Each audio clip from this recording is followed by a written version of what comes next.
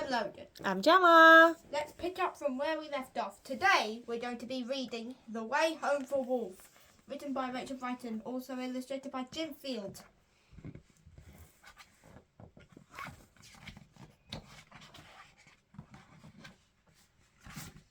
As a rainbow of light flickered soft in the night, dust in diamonds of ice in a desert of white, the wild whipping wind, it whistled its tune to a howling of wolves and a shimmering moon. And the loudest "Arr!" in this echoing song was a wolfling called Wilf at the heart of the throng. He loved to be fierce and longed to be grown. He liked to try everything all on his own. "Look at me! I am big! I am tough!" he will growl, whilst he showed off his strength and practiced his prowl. One night it was time for the wolves to move on. New folks had moved in, and their shelter was gone. So they left right away to find a new cave. They would have to walk far, and they'd have to be brave. "Let's go!" shouted Wolf. "I am ready to lead." "You're too small," laughed the wolves. "It's an elder we need." "One day," they advised, "you'll guide from the front." "I suppose," muttered Wolf, with a huff and a grunt. They struggled through snow as high as their flanks, and leapt over rocks as they scaled icy banks. Wolf gave his all to keep pace and keep up. Strong-willed as he was still just a pup. He kept dropping back with each clamber and climb, as the pack journeyed further away all the time. Exhausted and breathless, he strayed off the track when a blizzard blew in, and he lost his way back. Wilf longed to howl "Help!" and to holler at them, but his throat was too hoarse and his heart was too proud. He lay on the tundra. He curled up tight. His tail curled up tight. A blanket of stars was his bed for the night. Until crack went the ice. Crack and creak! Wolf jumped to all fours with a deafening shriek. He stuck out the claws on every limb. He had to hold on because wolflings can't swim. Then he fell, rolling and spinning. It felt like the end, but was just the beginning. Since somebody down there had heeded his scream, and she swooped from beneath like a watery dream. "I'll help you," she called. "Just reach for my horn, a majestic and magical sea unicorn."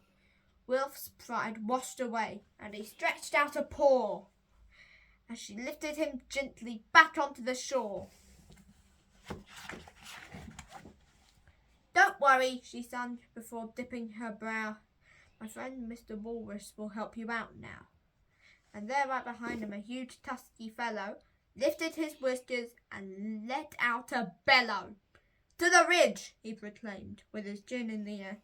"My friend Mighty Muskox will take you from there." With waftings of fish and a very loud snort, the journey was made, and their travel seemed short. And there, sure enough, on the ridge was the ox, who took Wilf as far as his friend Arctic Fox, who followed his nose through the trees to a goose, who guided him, honking, to this ancient moose. The moose knew these words like no other soul. He was steady and true in pursuit of their goal.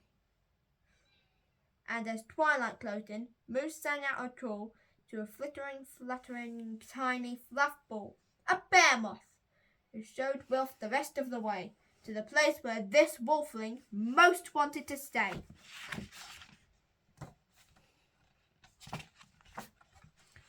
"Thank you," Wilf waved as he rejoined his pack.